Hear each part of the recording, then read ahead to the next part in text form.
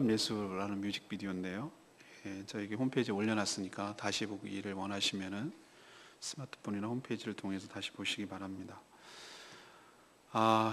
교회를 다니셨던 분들은 오늘 이야기를 한 번쯤은 들어보셨을 겁니다. 선천적으로 날 때부터 맹인인 자를 예수님이 고쳐주신 표적을 이야기를 하고 있는 것이죠.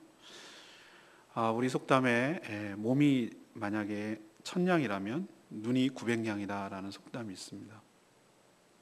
그만큼 눈이 소중하다는 것이죠.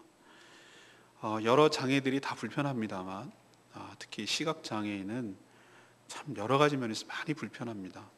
왜냐하면 우리가 외부로부터 정보를 얻는 약 80% 정도가 눈을 통해서, 보는 것을 통해서 얻는다고 그래요. 근데 그게 안 보이니까, 물론 귀가 안 들리는 분들, 말을 못하는 분들, 또 어떤 팔, 다리가 불편한 분들도 참 불편해 보이지만 참 눈이 안 보인다는 것은 참 여러 가지 면에서 불편할 뿐만 아니라 답답하고 그럴 것 같다는 생각이 듭니다.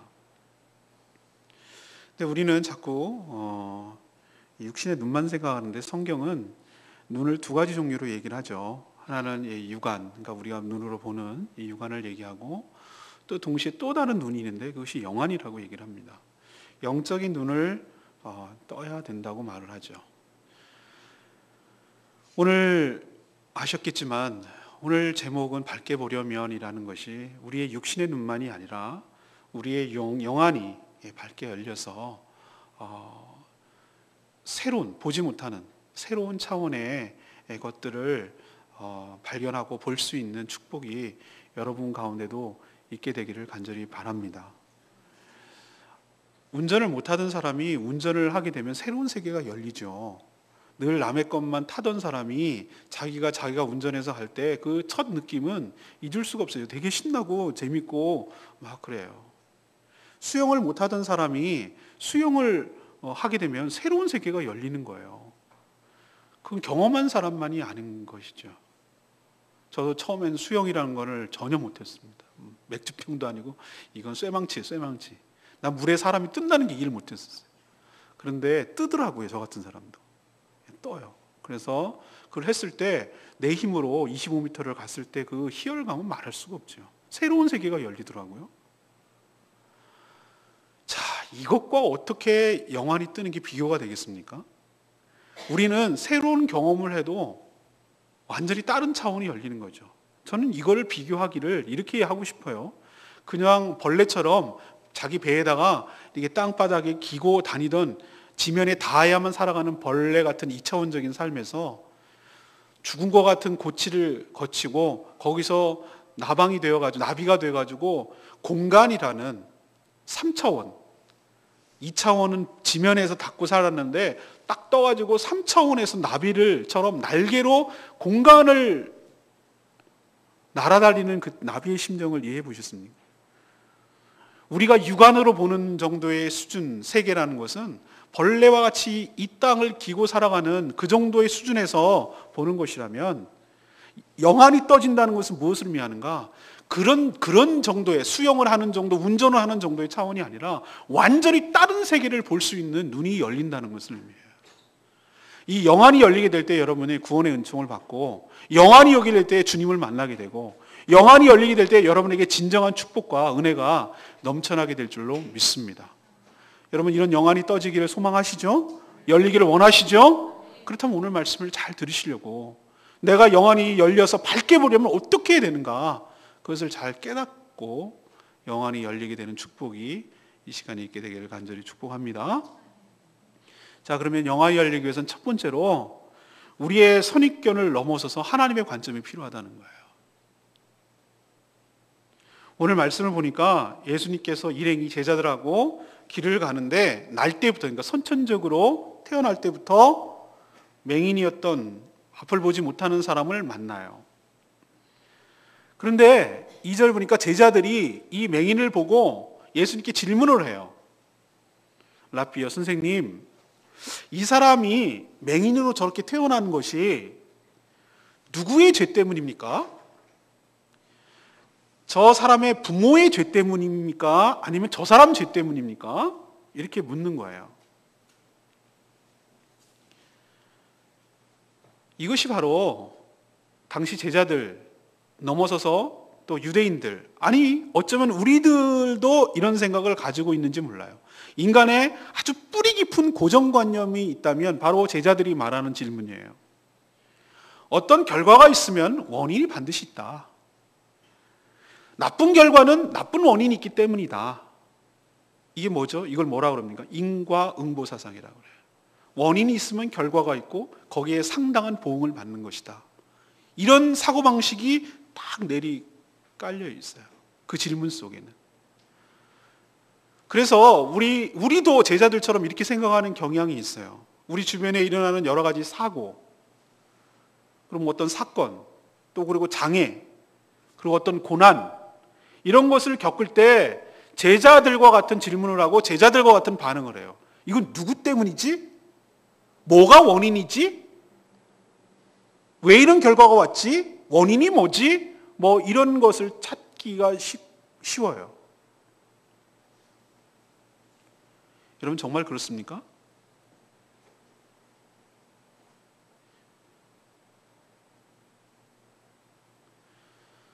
실존주의라는 철학이 있어요. 2차 대전 이후에 나온 철학인데 실존주의가 나온 거 배경이 있어요. 도대체 인과응보 원칙에 따라서 이 세계가 작동이 안 된다는 걸 아는 거예요. 사람들이 깨달은 거예요. 역사를 봐도 상황을 봐도 문화를 봐도 도대체 이해할 수 없는 일들이 일어나는 거예요. 인간이라면 이렇게 할 수가 없는데 어떻게 인간이 이런 짓을 저지를 수가 있지? 라고 이게 원인을 추적하고 생각해봐도 이게 해석이 안 되고 원인을 모르겠는 거예요. 도대체 일어난 현상은 있겠는데 그 원인을 뭔지 모르겠는 거예요.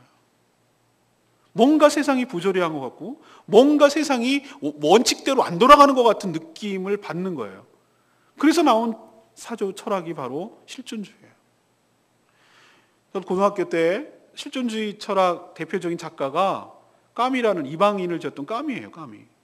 저 그 책 읽고 나서 여러분 느낌은 어땠습니까? 뭐 이런 사람이 다 있어 라고 느껴지시죠 여러분? 메르스라는 사람이 살인을 저지르는데 그 원인을 얘기하는 걸 보면은 세상에 그것도 웃기지만 아니 어머니 장례식에 갔는데 슬퍼하지도 않아요. 그리고 장례식 그 다음날 해변에 가서 또 여자친구랑 놀아요. 그리고 뭐 아라비아 사람들하고 뭐 시비가 붙어가지고 칼을 드니까 자기가 총을 빼서 죽여요.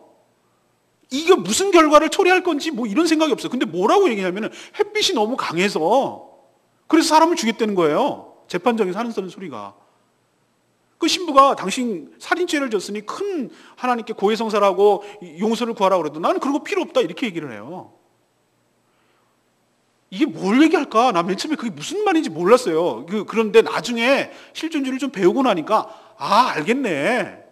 사람이 어떤 원칙과 결과에 따라서 움직이는 게 아니라 그냥 그 사람은 그 주어진 거예요. 그게 있는 거예요. 그냥 그대로 그 사람이 존재하는 거예요. 그 이유랑 타당한 설명을 할 수가 없는 게 인간의 실존이라는 거예요. 그게 부조리한 게 인생이고 그것을 어떻게 설명하려 들 수가 없다라는 거예요. 그게 실존주의더라고 얘기 들어보니까요. 근데 저는 그거 보면서 실존주의를 내가 이렇게 받아들일 수가 없었어요. 그래 알겠어. 네가 그런 생각을 할 수 있겠다는 건 알겠는데 난 그건 옳다고 할 수가 없다. 그래서 주체적으로 내가 어떤 주어진 상황에서 선택해가 나가는 그런 주체적인 삶을 살아야 된다고 너희들 주장하는데 난 그걸 억셉트할 수 없다 그랬어요. 왜 그러냐면 그 메르소라는 사람의 인생을 볼 때 난 도대체 이해할 수가 없었기 때문에 그래요. 물론 부조리한 것이 인생이고 그렇다라는 것은 이해는 됩니다만 그것이 타당하다고 받아들일 수가 없겠더라고요. 제가 보기에는.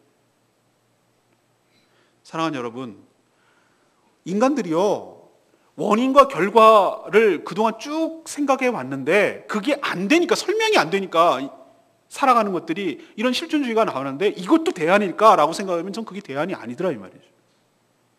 그럼 뭐야? 어떻게 설명해야 될 거야 이 인생을? 여러분 저는 욥기에서 인생을 바라보는 제3의 눈이 필요한 것을 깨달았어요. 욥이야말로 고난을 당하는 것을 볼 때 인과 원칙에 따라서, 인과응보 원칙에 따라서 이루어지는 현상이 아니었어요.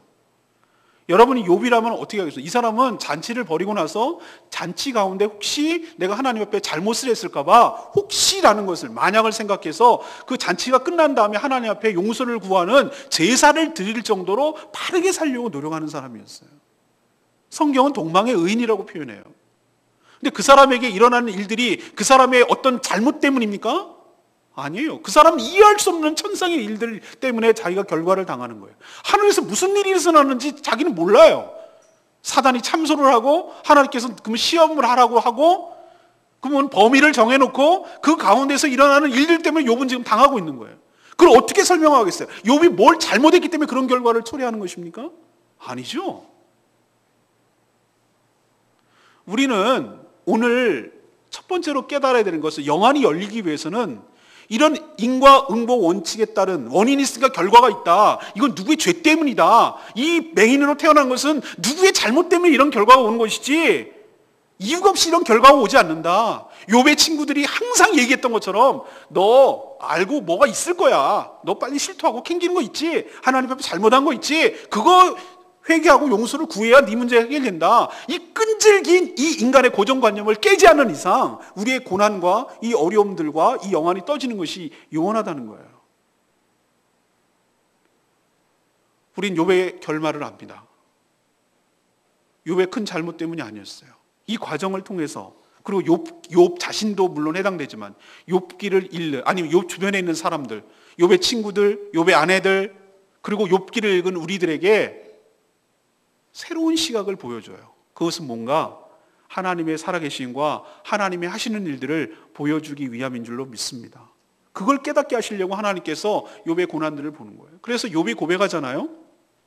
주님, 제가 귀로 듣는 하나님이었는데, 그 전의 수준은, 그 전에는 내가 하나님을 인식하고 하나님을 알고 하나님을 경외하는 것이 내 귀로 듣는 정도의 수준이었는데, 이제는 이 고난을 다 통과하고 나니 제가 눈으로 배우는 것처럼 확실하게 알게 되었습니다. 자, 이것이 어떻게 인과응보로 설명해낼 수가 있겠어요? 우리가 고난을 바라볼 때 인간의 관점이 아닌, 어떤 이즘, 어떤 주의가 아닌, 어떤 철학이 아닌 성경적인 관점, 다시 말해서 하나님의 시각이 우리가 그 시각으로 바라보게 될 때 이것들을 이해할 수 있고 받아들일 수 있고 해석할 수 있게 될 줄로 압니다. 오늘 제자가 뭐라고 그랬어요? 예수님께서 뭐라고 그랬어요? 3절에 이 사람이나, 예수님이 대답하실 때 이 사람이나 그 부모의 죄로 인한 것이 아니야. 그것 때문이 아니고 그에게서, 그를 통해서 하나님이 하시는 일을 나타내고자 하심이라. 이것이 바로 우리들에게 일어나고 있는 일들을 설명할 수 있는 키예요, 키. 우리가 설명할 수 있는 관점이고 설명할 수 있는 렌즈고 새로운 제3의 시각이에요. 우리의 생각들을 내려놓고 인간이 가지는 관점들, 철학들 내려놓고 이 예수님께서 말씀하시는 이 새로운 시각으로 이 모든 벌어지는 현상들을 바라보기 시작할 때 그때야 비로소 납득이 되고, 그때야 비로소 이 삶의 부조리한 것들이 이해되기 시작하고, 그때야 비로소 믿음이 생기고, 그때야 비로소 육안이 아닌 영안이 열려서 이것들을 보여지고 이해하기 시작하게 될 줄로 믿습니다. 고난이 우리에게 여러 가지 있죠. 우리가 힘든 일이죠. 왠지는 모르겠어요. 이유도 타당하지 않아요. 분명한 이유도 있어요. 내가 분명히 뭘 잘못해서 생기는 것도 있어요. 항상 이렇게만 해석할 수는 없는 것도 알아요. 하지만 왜 그런지 모를 때가 있어요. 나는 원치 않는데, 내가 그런 것도 아닌데 왜 이런 일들이 벌어지지? 왜 이런 어려움들이 생기나지? 라고 했을 때 오늘 예수님이 말씀하신 거 기억하시고 이 모든 과정을 통하여서 하나님이, 주님이 일하시는 것을 보여주고 드러내고, 그래서 하나님의 영광을 드러내기 위한 과정 중에 있음을 믿기를 바랍니다. 그럴 때 비로소 내 영안이 열리기 시작하는 거예요. 육신의 눈으로 보면은 우리의 고난이 이해할 수가 없어요. 근데 영안을 보면은, 영안을 떠서 보면 고난에는 다 이유가 있다. 그것도 하나님이 계획하신 계획이 있다. 우리는 다 이해할 수 없지만 뭔가 하나님이 나를 향한, 우리를 향한 계획이 있어. 그 이루는 과정이 있기 때문에, 결과를 모르기 때문에 우리는 이해할 수 없지만, 영적인 눈으로 보면 이게 뭔가 이유가 있을 거니까 믿음으로 인내하고 견디고 나아가다 보면 하나님께서 이것을 우리에게 깨우치고 이것을 보여주고 이것을 가르쳐 주기 위해서, 이것을 나타내시기 위해서, 그래서 하나님께 영광이 돌아가게 하기 위해서 이런 것을 허락하셨구나 라는 것을 깨달을 날이 오게 될 줄로 믿습니다. 그러니 어떻게 된다고 우리는 믿음의 눈으로 인내하며 기다리게 될 때 비로소 이 모든 상황이 알아채지고 깨닫게 될 줄로 믿습니다. 두 번째는, 우리의 영안이 열리기 위해서는 우리의 자존심을 넘어서서 믿음의 순종이 필요해요. 예수님께서 4절에 보면 때가 아직 낮이다 이렇게 말씀하셨어요. 낮이란 얘기는 지금 일해야 될 때다. 나를 보내신 하나님의 일을 해야 될 때인데, 내가 바로 세상의 빛이고 지금 해야 될 일은 어둠 속에 살아가는, 영안이 떠지지 않아서 어둠 속에 살아가는 사람들, 또 육적인 눈이 떠지지 않아서 어둠 속에 살아가는 사람들의 눈을 뜨게 하는 것, 그래서 빛을 보게 하는 것이 나를 보낸 하나님의 일이다라는 뜻이에요. 우리도 그렇게 해야 된다는 뜻이기도 하고요. 그래서 그 맹인을 불렀어요. 그냥 누구의 죄 때문인지 이런 것을 예수님은 논쟁하고 그런데 시간을 보내지 않았어요.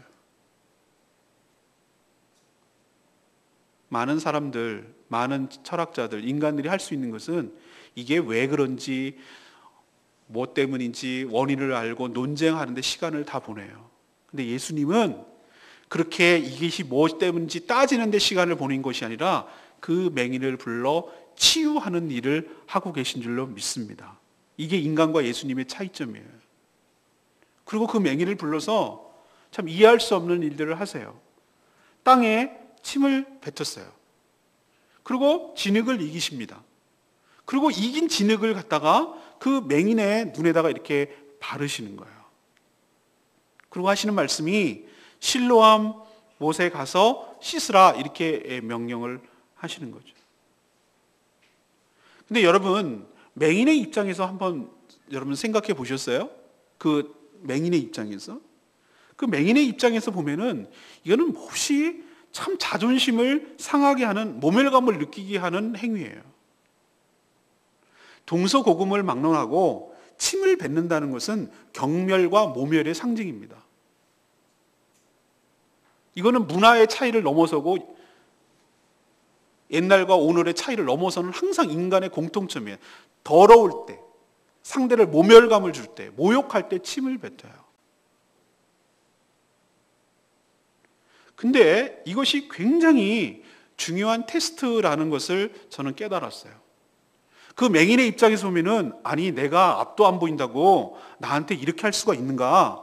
정말 맹인한테 나 안 보인다고 이렇게 막대할 수 있는가? 이렇게 생각하고 장난하십니까? 이렇게 말을 하고 만약에 실로암에 안 갔다라면 그는 보지 못했어요.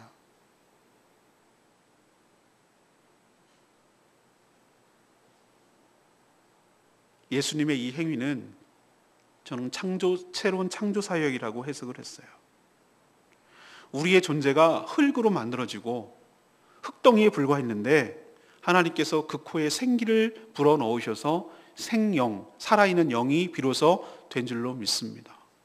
그 창조주 하나님께서 이 어둠 가운데 있는 사람, 태초에 천지를 창조하실 때 빛이 있으라 할 때 빛이 있었고, 흙과 공간을 나누신 분이 이 예수 그리스도로 말미암아 이루어진 일이에요.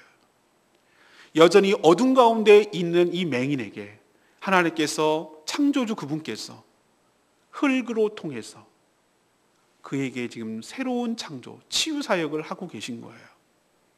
근데 인간의 눈으로 보면은 그것이 이해되고 납득이 안 가니까, 그 알량하게 남은 자존심 하나 때문에 그것이 건드려지니까 내가 없이 살고 보지 못한다고 이런 식으로 막대해? 라고 생각하고 그 자존심이 작동하고 그것 때문에 넘어서지 못하고 실로암에 가지 않고 포기했더라면 그는 영영이 어둠 속에 살 수밖에 없는 맹인으로 지내다가 죽을 거예요. 육적으로 맹인으로 지내는 것뿐만 아니라 영적으로도 맹인으로 살다가 죄 가운데 그렇게 죽게 될 불쌍한 인생이에요. 근데 그가 잘했던 것은 뭐냐 하면은 예수 그리스도의 그런 행위를 통해서도 불구하고 자존심이 상한 일임에도 불구하고 믿음으로 순종을 했다는데 여기에 은혜가 있는 거예요. 오늘 말씀을 보니까 7절에 뭐라고 그랬습니까? 이에 가서 씻고 밝은 눈으로 왔더라. 저는 맨 처음에 이렇게 생각을 했어요. 예수님 뭐하러 진흙을 바르고 실로암에 가서 뜨게 하십니까? 그냥 바로 다이렉트로 내 눈이 떠졌다라고 그냥 해주시면 안 됩니까? 예수님은 그럴 능력이 있으시잖아요 라고 말하는데 우리의 마지막 관문이 그거라니까요. 그렇게 하시는 이유는 물론 창조사역이긴 하지만 우리의 마지막으로 믿음을 결단하고 순종하는 것을 보고 싶은 거예요. 우리의 영안이 떠지기 위해서는 믿음으로 순종하고 가야 되는 거예요. 실로암회란 뜻을 친절하게 설명하는 이유가 있어요. 사도 요한이 왜 이 실로암이라는 것을 가로 열고 실로암이란 보냄을 받았다라는 뜻이다라고 왜 설명했을까요? 다 아는 내용이라면 이 구절을 뭐하러 넣었을까요? 저는 굉장히 의미가 있다고 생각해요. 우리도 하나님께서 너를 고치기 위해서, 너를 영안을 뜨게 하기 위해서, 너를 치유하고 구원하기 위해서 내가 너희를 보낸단 말이에요. 명령을 하세요. 가라고 하세요. 그런데 가지 않고 그 안에 머물러 있거나 그것을 포기하면 안 된다는 거예요. 보냄을 우리도 받는다는 거예요. 우리에게 기회를 주신다는 거예요. 눈을 뜰 수 있는 기회를 주시고 그것을 믿음으로 받아들이고 믿음으로 순종하는 것은 우리의 몫이고 믿음으로 순종하게 됐을 때만이 우리의 영안이 떠지고 놀라운 역사가 일어나게 될 줄로 믿습니다. 근데 거기서 다 넘어져요. 거기까지 가질 않아요.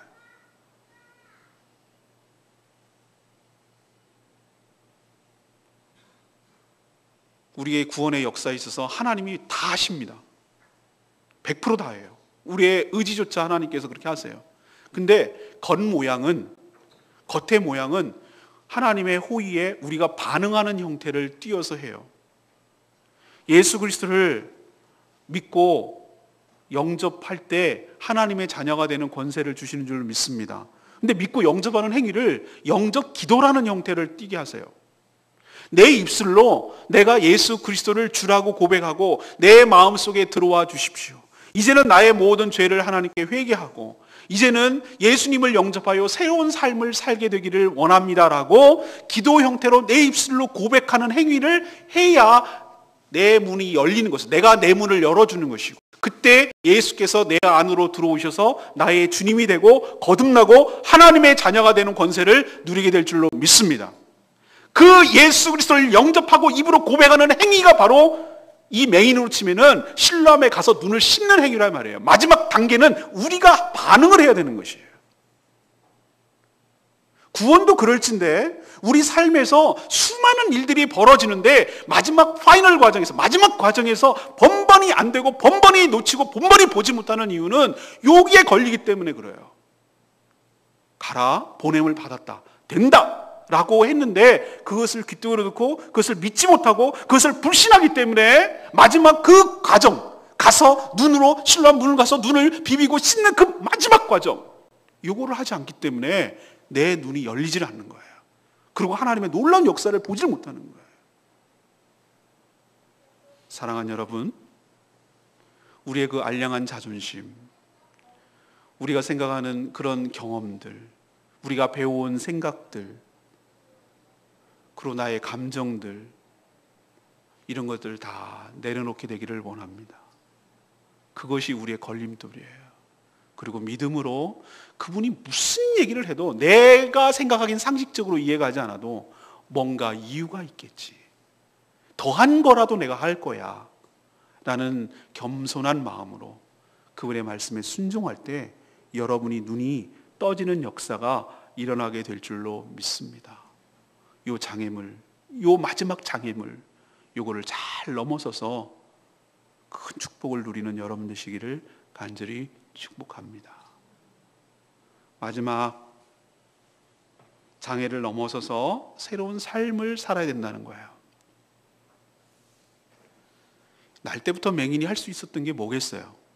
안 보이니 요즘처럼 점자나 사회보장 제도가 돼 있어서 맹인들도 뭔가 할 수 있는 일들이 있었겠어요? 옛날엔 더 했겠죠?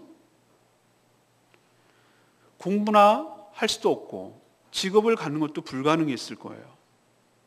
그가 할 수 있는 일은 그저 길거리에 나가서 더듬더듬거리고 길거리에 나가서 앉아가지고 지나가는 사람에게 동정심을 얻어서 한 푼 줍쇼, 한 푼 줍쇼.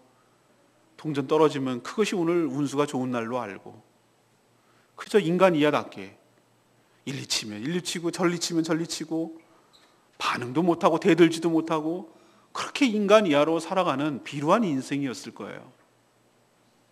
그러나 그가 예수 그리스도를 만나서 그의 육신의 눈이 떠지게 됐을 때 전혀 다른 사람으로 살게 돼요. 예수님께서 그를 육신의 눈만 치료해 주신 것이 아니라 이후에 AS를 해주세요. 여러분 이 9장을 쭉 한 주 동안 묵상해서 알겠지만 예수님이 따로 이 사람을 만나요. 그때는 자신의 육신의 눈을 뜨게 한 분이 예수님인지 본 적이 없어요. 왜? 눈이 감겨진 상태에서 예수님을 만났으니까.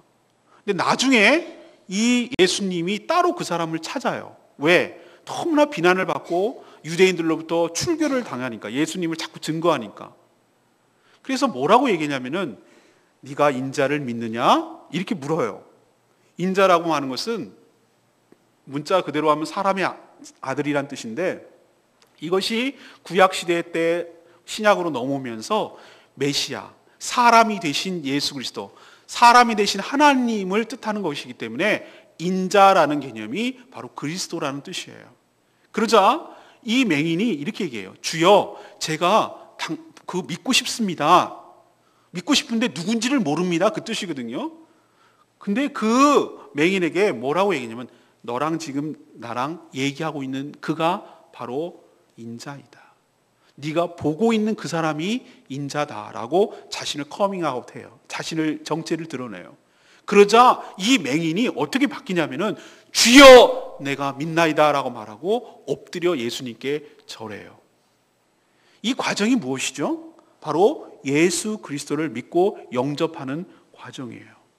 그리고 그가 완전히 딴 사람이 되는데 제가 아까 말씀드렸죠. 전에는 남한테 구걸해서 먹는, 눈도 안 보이고 영적인 눈도 영안도 육안도 안 보이고 그저 인간 이하로 살아가는 그런 비참한 인생이었는데 예수 그리스도를 만나고 나서 육적인 눈이 뜨고 나고 이후에 영적인 눈을 뜨고 나니까 이 사람이 예수 그리스도를 증거하고 예수를 전하는 예수의 증인으로 바뀌어지게 된 줄로 믿습니다. 이 사람의 인식의 변화가 놀라워요. 저는 이 사람이 말하는 것을, 예수 그리스도를 어떻게 생각하는지 그것을 추적해 봤어요. 오늘 11절에 보면 뭐라고 그러냐면은 네가 어떻게 눈을 뜨게 되느냐라고 주변에 이웃 사람이 물어보니 너무 신기해. 이 사람 맞아? 이웃도 몰라볼 정도였어. 맨날 구걸이라던 사람이 얘가 눈 뜨고 멀쩡하게 돌아다니니까 비슷하게 생겼나? 똑같은 사람인가? 얘인가? 이 정도로 구분 못했어. 일어날 수 없는 일이라고 생각한 거예요. 그 사람들도. 누가 너 눈 뜨게 했냐? 라고 물어보니까 예수라고 하는 그 사람이 내 눈을 뜨게 했습니다. 이때 수준은 자기의 눈을 뜨게 한 분이 예수라는 정도 인식만 해요. 근데 이 맹인을 불러다가 바리새인들이 추궁하기 시작합니다. 너 눈 뜨게 한 사람이 누구라고 생각하느냐? 이렇게 물으니까 이 맹인이 뭐라고 하냐면은 저는 그분을 선지자라고 생각합니다. 이렇게 얘기해요. 한 단계 더 깊어졌어요. 그리고 나중에 재차 물어요. 또 불러요. 소환해가지고 자기가 원하는 대답을 얻을 때까지 계속 집요하게 바리새인들이 물어요. 그때 이 맹인이 뭐라고 하냐면은 그분을 누구라고 생각하냐? 하나님이 보낸 분이라고 생각합니다. 그리고 나중에 예수님을 개인적으로 만났을 때 나의 주님입니다. 이 맹인이 예수님을 점점 알아가게 되고 인격적으로 만난 후에는 자신의 주님으로 영접하고 받아들이고 순종한 줄로 믿습니다. 다시 말해서 육적인 눈만 뜬 것이 아니라 영적인 눈이 떠서 예수 그리스도를 알아보고 믿은 거예요. 두 눈이 다 뜬 거예요. 그러자 이 맹인의 인생이 바뀌었다고 말씀드렸어요. 눈이 감겼을 때는 그저 남에게 의존하고 남의 동정만으로 살아가는 그런 비루한 인생이었는데 이제는 바로 하나님의 종이 되는 거예요. 나를 고쳐주신 분은 예수 그리스도십니다. 나를 고쳐주신 분이 그분이 나의 주님이십니다. 내가 분명히 말하는데 이것은 나는 선천적으로 맹인이었는데 그분이 나를 고쳐주신 분입니다. 창세 이래 선천적으로 맹인이었다가 고쳐지는 것은 한 번도 없었습니다. 이 일을 할 수 있는 것은 하나님밖에 할 수 없기 때문에 나는 그분이 하나님의 보낸 분이라고 확신합니다. 그분이 곧 우리의 구세주이고 그리스도십니다. 이렇게 증거하는 증인의 삶으로 바뀌게 되는 줄로 압니다. 이게 바로 영안이 떠졌을 때 일어나는 일이에요. 우리가 육적인 문제만 해결되는 것도 큰 축복인데 우리의 영의 문제가 해결되고 특히 영안이 열려서 새로운 세계를 보게 된다면 그것은 완전히 다른 차원의 세계가 열린다는 뜻이고 다른 삶을 살아갈 수 있는 길이 세상이 열린다는 것을 의미합니다. 우리의 영안이 떠져서 주님의 은혜로 떠져서 남에게 의존하고 빌어먹는 인생에서 예수 그리스도를 전하고 하나님의 은혜를 정하고 하나님의 능력을 전하고 그것을 증언하고 전하는 증인의 삶으로 살게 되는 축복이 여러분 가운데도 있게 되기를 간절히 축복합니다. 이것이 바로 영안이 뜬 사람의 특징이에요. 오늘 말씀을 정리하면 이런 얘기예요. 이 사람이 날 때부터 맹인이라고 그랬는데 전 이것이 주는 상징적인 의미가 크다고 생각해요. 이 성경은 육신적으로 그렇게 해석했지만 이것을 영적으로 해석하면 우리도 이 육신의 눈은 보일지 모르지만 알고 보면 날 때부터 영안은 보이지 않는 영적인 맹인으로 태어나요. 누구나. 그래서 이 맹인이 고쳐지는 과정을 보면 우리의 영적인 눈도 어떤 과정을 통해서 고침을 받아야 되는지를 알 수가 있어요. 그것은 전적으로 예수 그리스도를 인격적으로 만나야 되고 예수 그리스도의 명령 그리고 예수 그리스도의 능력 그것으로 고침받게 될 줄로 믿습니다. 예수님의 말씀을 믿고 그 말씀대로 반응해서 순종하게 될 때 이 맹인이 육신의 눈이 떠진 것처럼 우린 영적인 맹인인 우리의 눈도 떠지게 될 줄로 믿습니다. 이 과정을 우리도 통과해야 된다는 거예요. 그러기 위해서는 우리가 지금 있는 이 모든 것들을, 이 어려움들을 숙명적으로 받아들이거나 어떤 잘못했기 때문에 나타나는 결과로 바라보지 말고 하나님의 제3의 시각, 우리의 인간의 시각이 아닌 제3의 시각, 하나님의 시각으로 우리를 바라보게 될 때 이 모든 것들이 이해되고 우리도 눈을 뜨게 될 소망을 갖게 될 줄로 믿습니다. 사랑하는 여러분, 여러분에게도 이렇게 보이지 않는 것처럼 앞이 캄캄한 인생의 고난과 어려움이 있을 때가 있지요. 그럴 때 이 제자들처럼 엉뚱한 대답하지 마시고 실존주의처럼 내가 주체적으로 이 모든 상황이 그냥 선택에 가는 것이다 라고 그렇게 생각하지 마시고 이 모든 것이 하나님께서 나를 축복하시고 하나님께서 나를 나타내시고 이를 통해서 하나님이 뭔가 하시려는 계획이 있다라는 하나님의 시각으로 바라보시고 영안이 열려서 새로운 시각으로 바라보고 이것을 믿음으로 받아들이고 이해하는 축복이 있게 되기를 바랍니다. 고난은요 하나님의 위장된 축복이에요. 맹인이었기 때문에 맹인이라는 고난이 있었기 때문에 이 사람에게 있어서는 하나님을 만나고 영안이 육적인 눈만 아니라 영안까지 떠서 구원받게 되는 축복이 맹인이라는 것으로 포장되어 있었어요.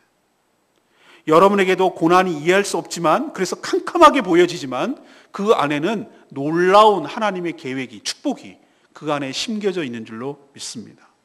믿음으로 받아들이고 믿음의 눈으로 바라봐서 이 여러 가지 인생의 어려움들을 잘 극복하고 통과함으로 새로운 세계가 열리게 되기를 간절히 축복합니다.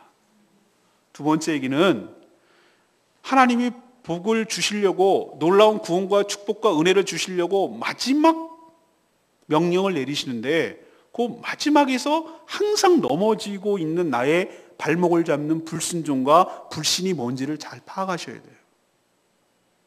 그게 알량한 자존심일 수도 있고 과거의 쓴뿌리이고 상처일 수도 있고 내가 가졌던 경험들, 내가 가지고 있는 생각들, 내 감정들 이런 것들 때문에 요것만 통과하고만 하면, 가서 네 눈으로 씻으면, 실로암에 가서 씻으면 보냄을 받는데, 그 마지막 단계를 통과하면은 밝은 눈으로 보게 되는데, 그 마지막 단계에서 불신함으로 인해서 통과하지 못해서 여전히 어둠 속에 살고 있다면 이거야말로 얼마나 안타깝겠어요. 물론 예수 그리스도를 만나고 이 진흙으로 발리우는 그런 기회조차 없는 사람에 비하면 이런 기회를 얻는 것이 축복이죠. 근데 그 축복이 현실화되고 실현되기 위해서는 마지막 관문인 우리의 자존심을 내려놔야 된다고요. 그리고 믿음으로 순종해야 된다고요. 어린아이처럼 겸손하게 가야 된다고요. 가서 씻는 행위를 해야 된다고요. 나아만요, 똑같아요. 성경에 보면 나아만 장군 있었죠. 엘리사 선지자로부터 문둥병이 나으려면 가다가, 요단강인가요? 거기 가다가 7번을 씻어라, 그렇게 명령했어요. 자존심 몹시 상했어요. 아니, 우리나라는 이 요단강보다 좋은 강이 없어서 그러냐, 얼마나 좋은 강이 많냐 라고 생각하고 안 씻었으면 그는 영원히 문둥병으로 살고 그렇게 살다 죽을 거예요. 그러나 부하가 뭐라고 그랬습니까? 장군님, 저분은 선지자입니다. 밑져의 본전입니다. 가서 씻어보십시다 라고 얘기했는데, 그럼 그래 볼까? 라고 그 알량한 자존심을 꺾고 믿음으로 순종하게 될 때 깨끗하게 치유함을 받게 된 줄로 믿습니다. 성경의 원리는 똑같다고요. 하나님께서 여러분을 보내십니다. 즉각 치료해주면 좋겠지만 왜 이런 마지막에 사족 같은 일을 하라고 하실까? 왜 가서 씻으라고 할까? 이건 우리의 마지막 테스트예요. 믿음의 테스트라고요. 여기를 통과하셔야 돼요. 겸손하게 하라는 대로 순종하게 될 때 영안이 떠지고 밝게 보는 역사가 여러분 삶 가운데도 있게 될 줄로 믿습니다. 제일 마지막에 중요한 게 있어요. 여러분이 영안도 뜨고 육안도 떴는데 그 자체로 끝나는 게 아니라고요. 하나님께서 여러분들을 구원하시고 여러분의 육체적인 질병뿐만 아니라 영적인 눈을 뜨게 하실 때는 다 이유가 있는데, 물론 그 과정을 통해서 하나님께 영광을 돌리게 하는 것이 1차 목적. 두 번째는 사명을 주시기 위함입니다. 나를 고쳐주시고 나를 구원하시고 내 눈을 떠서 새로운 세계를 보여주신 하나님을 증거하고 증언하고 전하고 전파하고 살라고 하나님께서 여러분을 치유하시고 구원하시고 영안을 뜨게 하신 줄로 믿습니다. 항상 구원은 새로운 사명과 연결이 돼요. 여러분을 구원하실 때는 다 이유가 있고, 여러분을 회복하고 여러분의 문제를 해결해 주실 때는 다 이유가 있어요. 그 축복으로 다가가기 위해서는 그 이유의 과정이 중요한데, 그 축복을 자신의 사명으로 받아들일 때, 하나님이 주신 은혜를 그것을 사명으로 바꿀 때, 그때 그 축복이 진정한 축복으로 바뀌게 될 줄로 믿습니다. 우리는 어떤 의미에서 모두 다 예수 그리스도의 증인으로 살아야 되는 거예요. 모양은 다르고 각각은 다 다르고 각각 형편은 다 달랐지만 예수 그리스도의 은혜와 예수 그리스도의 능력으로 거기서 건짐을 받고 거기서 회복이 되고 거기서 새롭게 눈을 뜨게 됐다면, 그런 나를 고쳐주신 주님을 증거하고 증언하고 알리고 살아가야 될 책임이 우리에게 있는 줄로 믿습니다. 그게 바로 맹인에게 주어진 새로운 제2의 인생, 새로운 미션이었어요. 이것이 바로 여러분을 고쳐주시고 여러분의 영안을 뜨게 하신 이유인 거 잊지 마시고 이 사명 잘 감당하는 저와 여러분 되기를 소망합니다. 오늘 말씀 붙들고 우리 270장 찬양지 270장 부르고 기도하는 시간 갖겠습니다.